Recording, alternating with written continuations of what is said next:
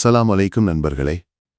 இன்று நாம் ஒரு சூப்பர் முக்கியமான விஷயத்தை பற்றி பேசப் போகிறோம். கணவன் மனைவி இடையிலான தாம்பத்திய உறவு இஸ்லாமிய பார்வையில். சிலருக்கு இந்த விஷயம் கொஞ்சம் தயக்கமாக இருக்கலாம். ஆனால் இஸ்லாம் ஒரு முழுமையான வாழ்க்கை முறை. இது நம் வாழ்க்கையின் எல்லா பகுதிகளுக்கும் வழிகாட்டுதலை வழங்குகிறது. அதில் தாம்பத்தியமும் அடங்கும். எனவே மரியாதையுடனும் அமைதியாகவும் இதைப் பற்றி பேசுவோம். தயாரா? இஸ்லாமில் கணவன் மனைவி உறவு வெறும் உடல் ரீதியான விஷயம் மட்டுமல்ல.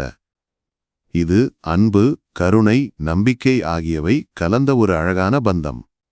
குர்ஆன் சூரத்துல் ரூம் 21 கூறுகிறான், உங்களுக்காக உங்கள் இணையை படைத்ததும் உங்களிடையே அன்பையும் கருணையையும் உருவாக்கியதும் அவனின் அடையாளங்களில் ஒன்றாகும். இதிலிருந்து புரிந்து கொள்ளலாம், இந்த உறவு ஒரு ஆன்மீக அனுபவம். உடல் உறவு அதன் ஒரு பகுதி மட்டுமே, ஆனால் அடிப்படை அன்பும் மரியாதையும் தான். இஸ்லாம் தூய்மைக்கு நிறைய முக்கியத்துவம் கொடுக்கிறது. உடல் உறவுக்கு முன்பும் பின்பும் உடல் சுத்தமாக இருக்க வேண்டும்.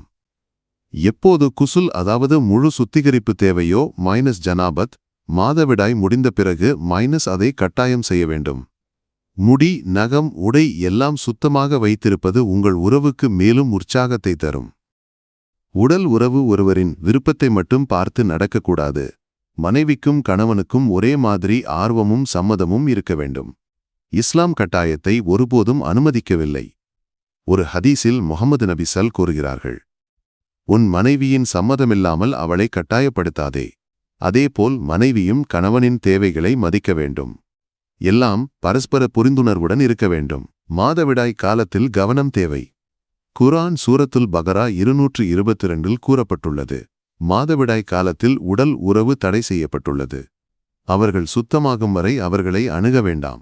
இந்த நேரத்தில் மனைவியின் உடல் மற்றும் மன ஆரோக்கியத்தை கவனிக்க வேண்டும். ஆனால் அன்பு காட்டுவது, பேசுவது, ஒன்றாக நேரம் செலவிடுவது இவை உறவை மேலும் வலுவாக்கும். இஸ்லாம் கணவன் மனைவிக்கு பரஸ்பர மகிழ்ச்சிக்கு நிறைய சுதந்திரம் வழங்குகிறது. ஆனால் சில எல்லைகள் உள்ளன. உதாரணமாக குத உறவு முற்றிலும் தடை செய்யப்பட்டுள்ளது. ஒரு ஹதீஸில் முஹம்மது நபி கூறுகிறார்கள், மாதவிடாய் காலத்திலோ அல்லது குதத்திலோ மனைவியை அணுகுபவனை அல்லாஹ் சபிக்கிறான். உடல் உறவு தனிப்பட்டதாக மற்றவர்கள் அறியாமல் நடக்க வேண்டும். உடல் உறவு திடீரென நடக்கும் விஷயமல்ல. அதற்கு முன் அன்பு, பாசம், கிண்டல், பேச்சு இவையெல்லாம் தேவை. முஹம்மது நபி கூறுகிறார்கள், உன் மனைவியை மகிழ்ச்சியாக வை. ஒரு புன்னகை, ஒரு அழகான வார்த்தை, ஒரு சிறிய பரிசு இவை உறவுக்கு மாயாஜாலம் செய்யும். உடல் உறவுக்கு பிறகு குசுல் கட்டாயம். இது தூய்மையின் பகுதி.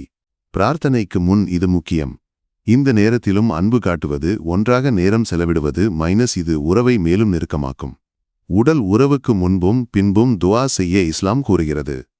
ஒரு ஹதீஸில் முஹம்மது நபி கூறிய துவா, அல்லாஹ்வின் பெயரால், ஓ அல்லாஹ், எங்களையும் நீ எங்களுக்கு வழங்குவதையும் ஷைத்தானிடமிருந்து காப்பாற்று. இது குழந்தைகளை தீமையிலிருந்து காக்கும்.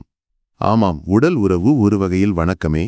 ஒரு ஹதீஸில் முஹம்மது நபி கூறுகிறார்கள், உன் மனைவியுடனான உறவுக்கும் உனக்கு நற்பலன் கிடைக்கும். சஹாபாக்கள் கேட்டார்கள், நாங்கள் ஆசையை நிறைவேற்றும் போது எப்படி நற்பலன்? முஹம்மது நபி கூறினார்கள், நீ ஹராமான வழியில் இதை செய்யாமல் ஹலாலாக செய்கிறாய். அதற்கு நற்பலன் கிடைக்கும். புரிந்ததா? ஹலால் வழியில் வாழ்ந்தால் அதுவே வணக்கம். கணவனும் மனைவியும் இந்த விஷயத்தை பற்றி திறந்து பேச வேண்டும். என்ன பிடிக்கும், என்ன வசதியில்லை இவற்றை பகிர்ந்து கொள்ள வேண்டும். இஸ்லாம் கூறுவது, தாம்பத்தியம் ஒரு ஒத்துழைப்பு, ஒரு பயணம். அதில் பரஸ்பர புரிந்துணர்வும் நம்பிக்கையும் மிக முக்கியம். வெட்கப்படாமல் அறிவு தேட வேண்டும். இஸ்லாமில் அறிவு தேடுவது மகத்தான விஷயம். நண்பர்களே, தாம்பத்திய உறவு ஒரு தெய்வீக பரிசு. அதை அன்புடனும் மரியாதையுடனும் கையாண்டால் உங்கள் வாழ்க்கை மேலும் மகிழ்ச்சியாகும். இந்த சிறிய மாற்றங்களை முயற்சித்து பாருங்கள், உங்கள் உறவு மேலும் பிரகாசமாகும். இந்த வீடியோ உங்களுக்கு பிடித்திருந்தால் லைக் செய்யுங்கள், ஷேர் செய்யுங்கள், எங்கள் சேனலை சப்ஸ்கிரைப்